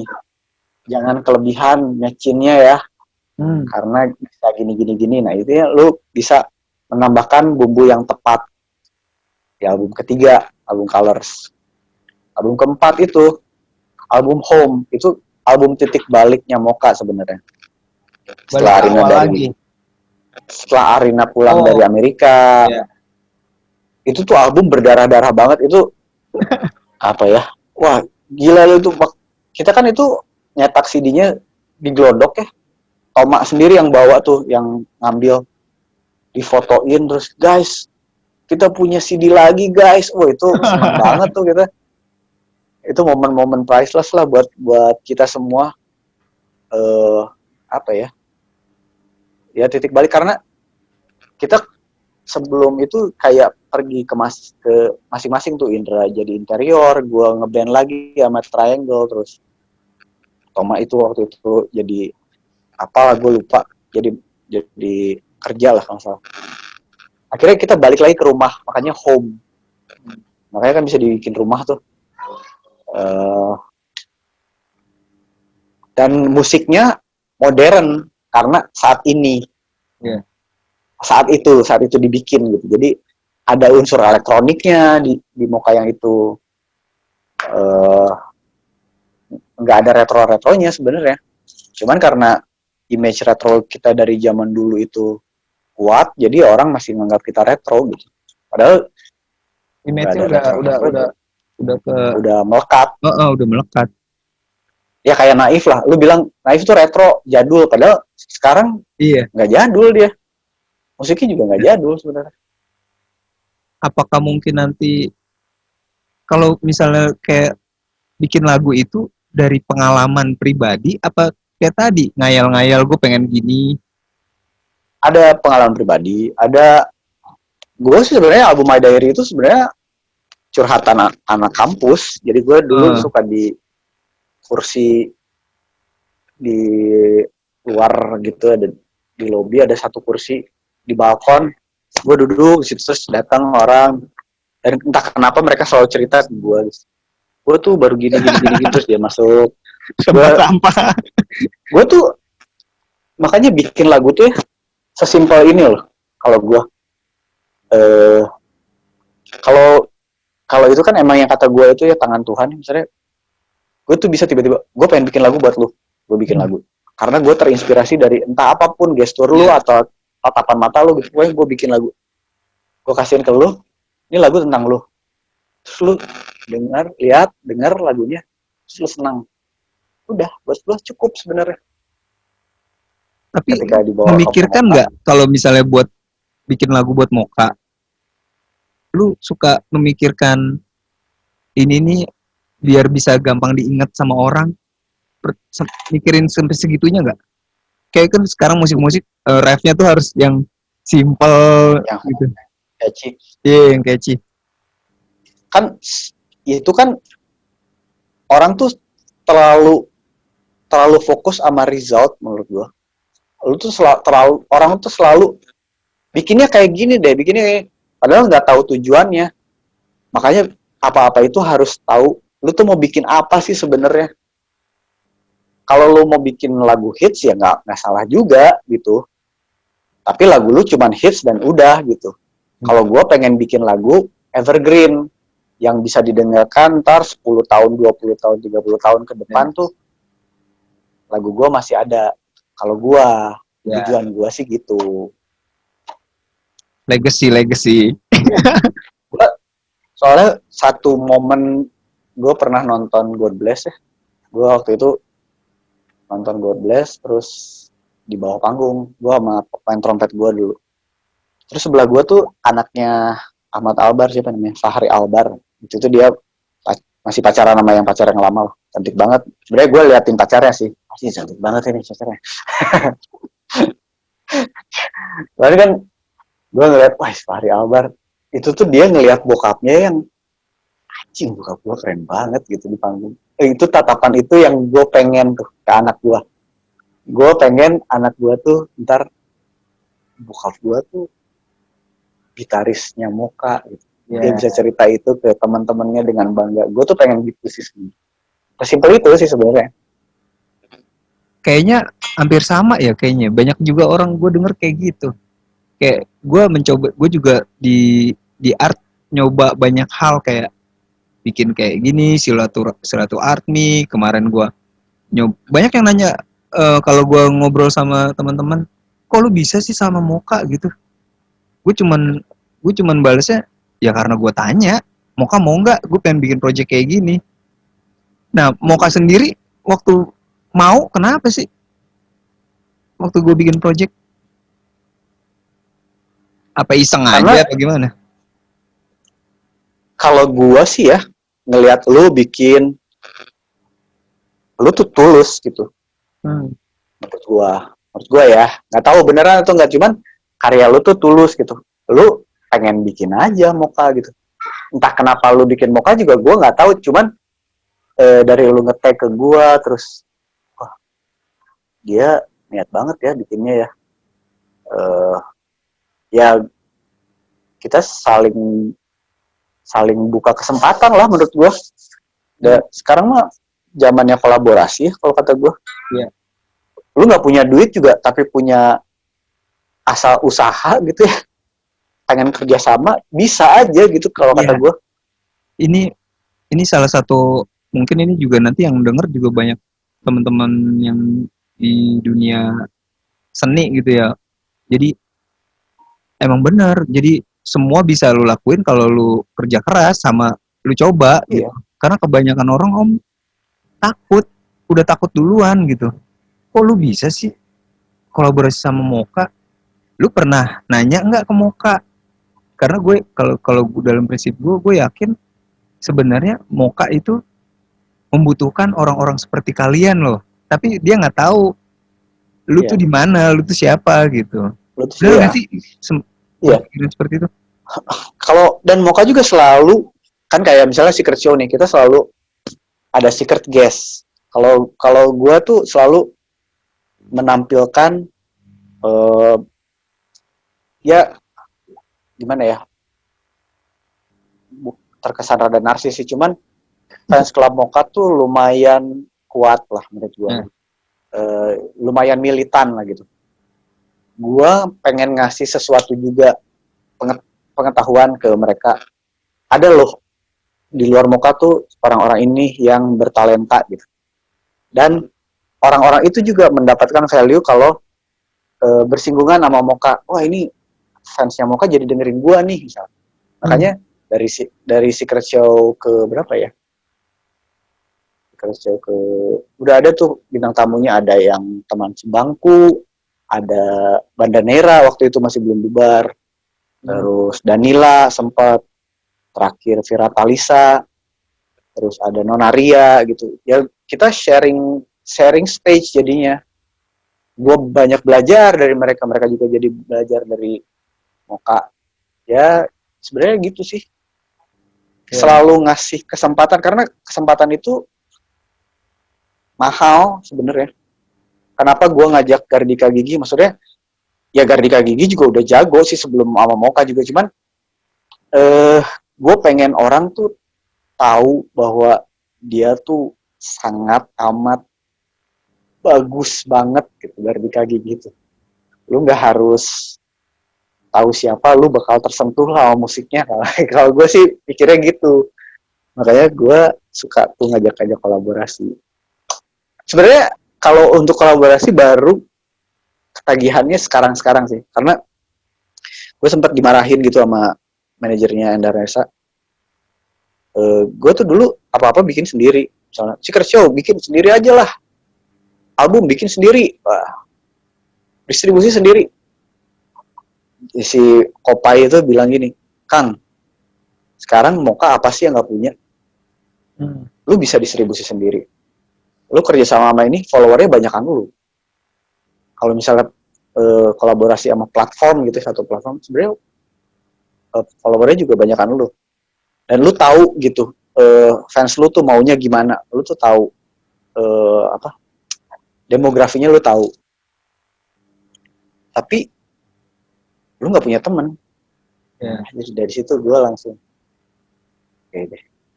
Mulai dari situ gue langsung membuka diri lebih luas sih. Dulu buka diri, cuman kalau sekarang lebih. Ya udah deh, yuk kita ngobrol dulu. Lu punya apa sih? Jangan jadinya menguntungkan satu pihak aja gitu. Jadi lu dapat apa, gue dapat apa, sama-sama enak. Gak hanya masalah materi ya, maksudnya ya kayak gue ngobrol gini sama lu juga gue gak kenal-kenal amat sama lu, cuman ayolah, gue gak pernah tahu, gue bisa belajar juga sama lu gitu. Iya. Kalau yang gue pertama kali yang ketemu Moka di Net TV itu, gue paling serem sama lu, Om. Serius, lu kan waktu itu berdandan jas putih, dandy dan muka lu serem. Ya emang orang banyak gitu bilang gue brengsek katanya ya. Ya tapi kan kalau udah ngobrol mah enggak lah, santai lah. Gitu mah. Gitu malah. Gue santai. Iya, cuma ya belum kenal belum sayang kali ya. Ah iya makanya gitu. Cuma yang banyak banget talenta muda yang dan kadang-kadang tuh ya emang era digital kali ya sekarang emang semuanya serba instan. Jadi kadang-kadang tuh gue mau kerja sama dia kalau followernya banyak gitu. Ya kalau followernya banyak gambarnya jelek mah ya ngapain juga sih menurut gue. Gue termasuk orang yang followernya sedikit. Nah, gue setiap ada pameran bersama gitu, ada orang ngadain pameran bersama, gue selalu ngirim tuh, ikutan dong, ngirimin karya, tolak. Pameran lagi, ikutan, tolak. Ternyata mereka yang ikut-ikut ya dia aja lagi. Nah akhirnya gue punya keinginan bikin aja sendiri. Waktu itu gue bikin sendiri pameran tunggal sendiri aja tanpa mengeluarkan uang, berhasil. Nah dari situ gue berpikir apapun yang lu mau bisa lu lakukan. Kalau iya kalau lu tapi punya kemauan. Tapi lu udah tahu tujuan lu. Gua mau biarin deh bikin pameran yang datang 5 juga gue udah seneng. Itu tujuan lu kan? Lu bikin pameran terus ada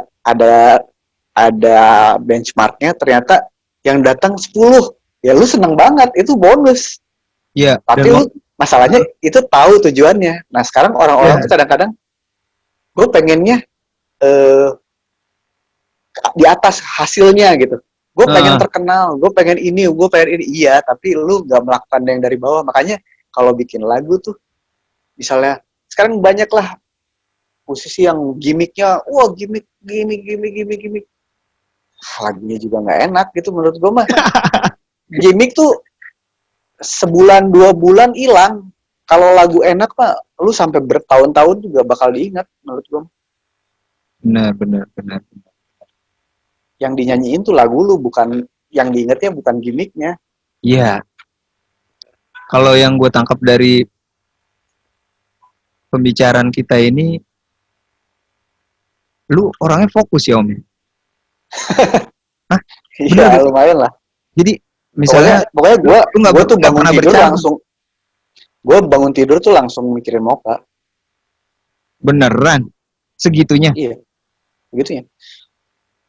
Lu tuh harus ambisius itu untuk bisa jadi selama ini. Kalau lu lihat band-band yang Sigit gitu ya, Burger Heeh, Kill, kenapa mereka bisa sampai gitunya? Si iya. Burger Kill bisa tur ke Eropa, bla bla bla, karena itu ada event. Dia tuh segitunya sama Burger Kill. Lu harus ambisius itu. Jadi kalau misalnya cuman gue mah nungguin si ini aja lah, nungguin ini lagi rame ini nih, ayo kita ikutan nih gitu-gitu.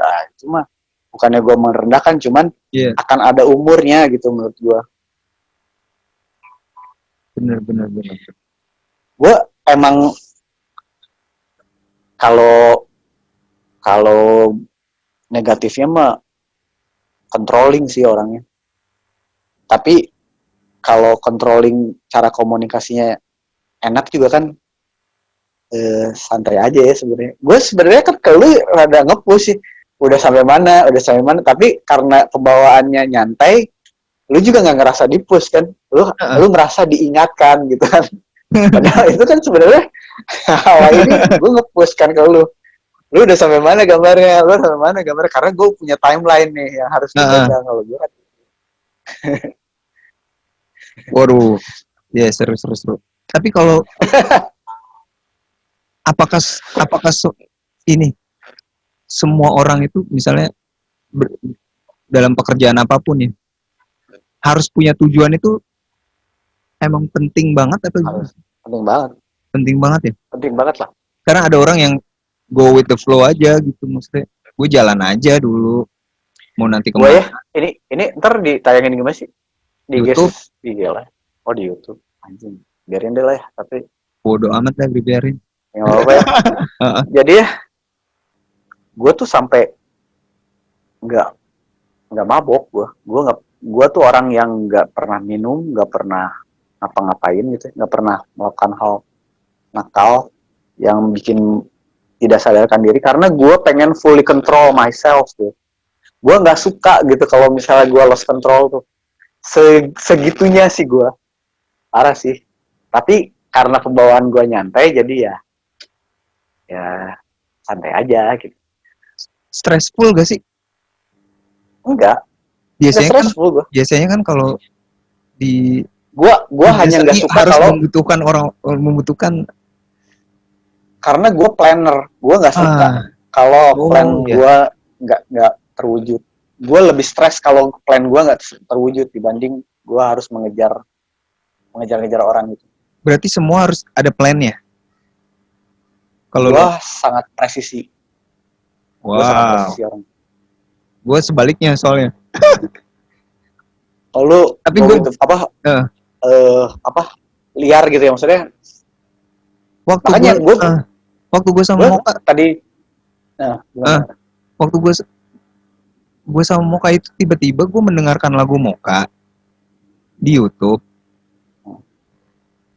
gue teringat masa-masa dulu gitu kan lanjut kayaknya gue harus bikin nih gue harus gue harus kenalan gitu sama Moka langsung gue melakukan itu gue nggak punya plan A B C D nah plannya berkembang di perjalanannya tapi gue udah punya tujuan maksudnya tujuan gue adalah gue pengen bikin karya yang dari lagu-lagu Moka gitu tadinya sih Inspired by gitu. tadinya sih plannya udah berkembangnya jauh tapi gara-gara COVID kan Iya. tadinya mau bikin pameran gitu dan sebagainya tapi ya udahlah next time gitu Kalau itunya kan sebenarnya lu Moka tuh sebenarnya hanya media ya sebenarnya mediasi gitu. Lu sebenarnya tujuannya bikin karya sebenarnya kan. ya Tapi lu perlu trigger sebenarnya kan itu. Kalau Moka tuh hanya trigger buat lu. Ya itulah mungkin yang namanya takdir kali. Lu nggak tahu kenapa nggak bikin White Shoes gitu, kenapa nggak bikin 10 to 5 mungkin gitu atau Laluna gitu. nggak tahu Ya, kayak itu feeling makanya. aja gitu Ya itu kan itu ya takdir sih kalau itu. hmm. nggak Ini kan pernah tahu gitu kita. sama kayak gue lagi gambar nih. Gue sebenarnya kayak mendengarkan suara lu, karena gue suka saat gambar tuh mendengarkan suatu kayak lagu atau apa, podcast orang lah gitu. Nah ini gue kayak mendengarkan suara lu, tapi belum jadi sih, ntar Ya, gua jadiin lagi. Jadi ya, gue siap. ngikutin suara suara Om Riko, gestur, nada tinggi rendah gitu, gue kayak ngikutin aja gitu, jadi kayak feeling aja gitu. Mungkin kayak gitu Ya kali itu dalam membuat musik. sebenarnya iya. Nah, yang lu lakukan, gue lakukan di musik. Hmm. Gue kasih warna merah nih, gue kasih ini kasih berhenti, ini gini. Sebenarnya gitu. Tapi diterjemahkan ke suara. Oke, oke, oke. Pertanyaan terakhir, bukan pertanyaan terakhir nih. Ini terakhir deh, karena gue sangat suka banget sama seseorang yang konsisten, dan lu mungkin salah satu orang yang gue bilang konsisten banget dalam berkarya gitu di muka dan dimanapun. Untuk teman-teman, nanti terakhir boleh gak mainin satu lagu? Apa? Apa Jangan, kek? suara gue jelek. Suara gue jelek, jangan. Yang dari mini album. Gue lupa liriknya. Ntar aja lah. Aja. Main gitaran aja lah, gitaran Iya. buat akhir. Tapi ini dulu deh, sebelumnya kisi-kisi buat tetap konsisten untuk ngejalanin apa yang lu suka tuh kayak gimana Om? Terakhir nih dari lu buat teman-teman. Gue bingung ya, maksudnya kayak gitu tuh. Kan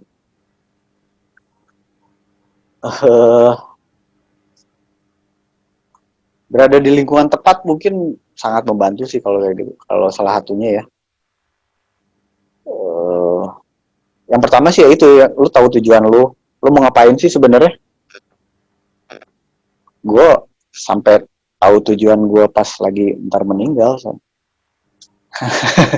Gue tuh pengen kalau misalnya gue nggak ada, orang banyak kehilangan gue. Kalau gue sih gitu. Jadi gue harus berguna bagi orang banyak. Kalau gue sih mikirnya gitu ya. Gue baru dapat itu beberapa bulan ke belakang. Jadi ya itu sih satu kuncinya ya, kalau misalnya gue pengennya gitu, dan gue berarti harus sharing sebanyak-banyaknya apa yang gue punya menurut gue. Terus apa ya, kalau kalau ide tuh jangan pelit gitu, soalnya kalau apapun dibagi tuh feedbacknya ke lu tuh bisa lebih besar. Ya. Jangan pelit ilmu lah sebenarnya, kalau kata gue sih. Lu nggak pernah tahu feedback ke lu nya ternyata, ternyata hasilnya jauh lebih menarik dari yang gue share ya sebenarnya gitu. Itu sering banget gue alamin gitu. Gue dapat kenalan baru lah, atau ilmu baru. Terus apa lagi ya? Kalau misalnya yang masih muda gitu ya, gue mau udah tua gitu ya. Jangan membatasi imajinasi. Kalau jadi tua itu sucks loh maksudnya. Iya benar. Jadi lu harus terus punya sisi bermain, tapi tetap bertanggung jawab. Lu harus seimbang lah gitu sebenarnya. Semua hal itu harus seimbang. Gue kalau sekarang sih lagi menikmati banget jadi seorang bapak gitu kali ya. Anak gue udah gede sih, sekarang udah 9 tahun. Cuman buat gue sangat menikmati hal itu. Ada banyak orang bilang kalau seniman tuh harus selalu gelisah. Gue gue rada menganggap nggak bener juga sih gitu. Ya emang mungkin banyak karya bagus lahir dari kegelisahan, tapi gue bisa bikin lagu teman sejati gitu gara-gara anak gue kehilangan robot mainan, kehilangan transformersnya di satu permainan dingdong gitu kan. Dia tuh kalau seneng mainan dia bawa-bawa, terus kita main Transformers tuh kita tuh, karena kita main Transformers dia harus buat Transformers gitulah anak gue lah, lalu selalu tematik gitu. Ternyata lupa gue Transformersnya, lupa ketinggalan. Terus dia panik gitu, mukanya panik, terus nanya-nanya ke satpam, lihat Transformers aku nggak gitu. Itu momen patah hati pertama anak gue tuh, ya gue langsung ngeliat ini dia patah hati tapi dia harus tahu rasa ini gitu. Terus gue bilang pas baliknya, tenang aja, kalau misalnya kamu ikhlas kamu bisa dapet yang lebih bagus, gue bilang gitu. Terus gue dapet itu tuh lirik itu, soalnya gue bakal ada di sini kok nemenin, gue bilang gitu. Gue dapet lirik teman sejati tidak akan pergi, akan menemanimu selalu gitu. Ide nggak jauh-jauh ya. Makanya kalau kata gue, seniman itu harus menemukan muse. Apa ya? Muse tuh apa ya? Vibrasi. Kayak bukan, muse itu apa ya? Sesuatu yang rasa. Ya, yang rasa yang, soalnya perspektifnya bakal beda lah. Yang gue bilang, lu punya anak kan? Ya. Ketika anak lu happy, lu juga happy gitu. Yes. Tapi lu bisa ngambil sisi sebelah sana gitu. Dan ini gue sharing sama Jimmy juga, ternyata dia juga gitu. Banyak bilang, ayo dong kok bikin lagu kayak album My Diary. Ya gak bisa lah, gue itu waktu itu masih bujangan, gue gak mikirin cicilan gitu ya. Jadi kalau sekarang mah gak bisa lah gue bikin lagi. Dan secara skill juga gue gak mungkin bisa balik lagi ke zaman dulu. Gue dulu taunya segitu, menurut gue terbaiknya tuh gitu. Kalau misalnya gue bisa revisi sekarang nih, main gitarnya nggak gitu. Sekarang pasti mikirnya gitu kan. Ya itu intinya sih tinggal melihat sisi sebelah mananya aja. Perspektifnya beda aja. Kenapa lagu Moka sekarang lebih dewasa? Yang tetap ya secara tema tetap jadi lebih dewasa, lebih universal. Tentang cintanya juga lebih universal. Tapi secara funnya tetap fun. Gue harus mainin lagunya tetap all out. Gue tuh kalau di panggung ya ngasih kalian 100%. Gue kok jadi ini, tiba-tiba gue ngayal, lu semua nih personil Moka udah pada tua, tapi manggung gitu. Iya. Nah, mudah-mudahan sih itu doanya. Itu keren banget sih. Kayak Johnny Cage tua. Rolling Stone aja 70 tahun masih manggung. Lu bayangin nggak? Aduh keren deh itu. Semua doa lu. Mudah-mudahan doanya banyak orang yang mendoakan itu, jadi kita masih tetap bisa ngeband. Oke, siap. Nuhun atuh Kang ya. Untuk waktunya. Menghabiskan waktu yang terus ini bakal diedit kan?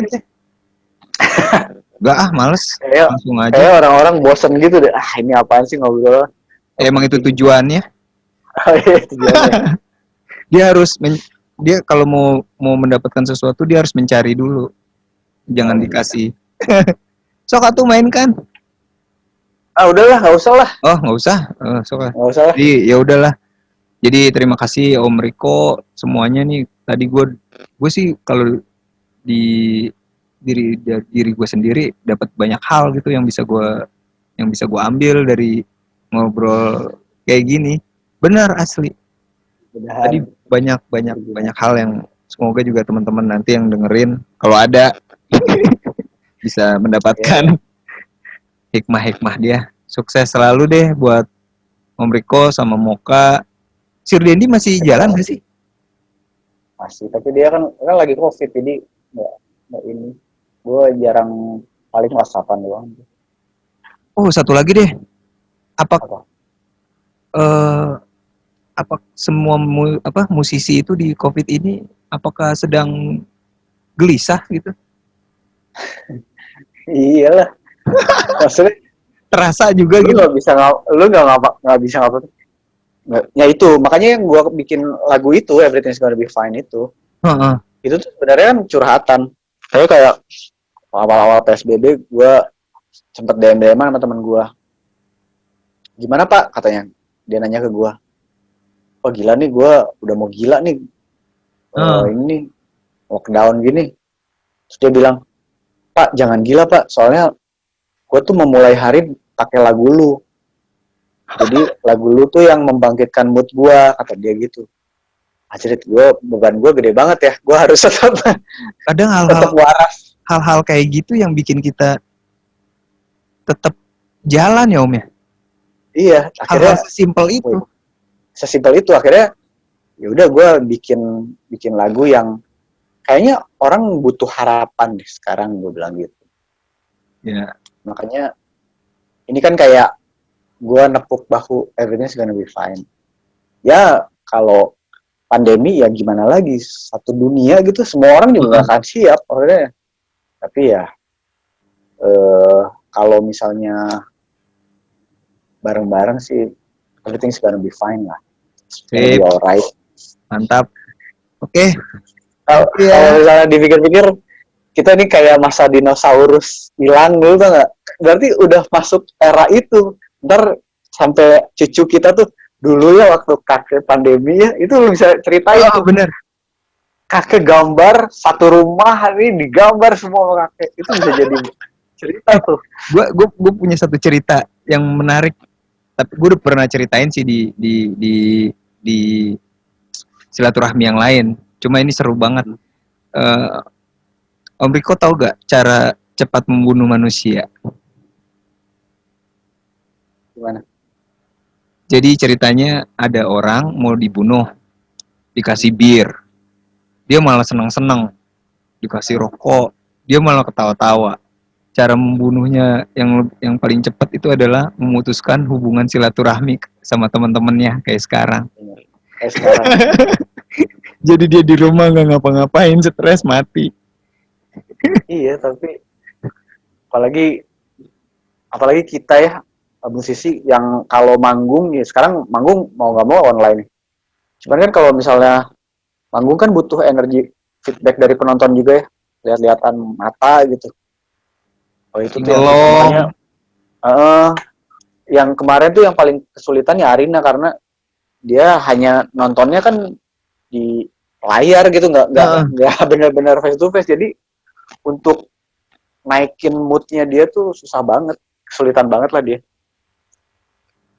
Tapi kita berusaha terus. Siap, semangat terus buat Moka. Semangat terus. Buat Acul juga semoga ini ya sehat-sehat terus ya Cul ya soalnya yang paling mahal sekarang itu bener. kesehatan. Sehat semua, salam buat keluarga. Semoga kita langsung ketemu gua tagih itu gambarnya ntar gue mau kirim. Gue dikasih. Ini yang ini kan? Ini. Ya, sama yang gambar yang tadi. Yang tadi itu. Oh, yang ini? Oh, itu, iya. Diminta Wanski yang ini. Iya, buat di kantor itu. Oke lah. Terima kasih Om Riko. Gue bingung untuk mengakhiri ini, tapi ya udahlah. Karena udah kelamaan. Ya, sama-sama. Makasih ya Jula. Ya, thank you. Yuk.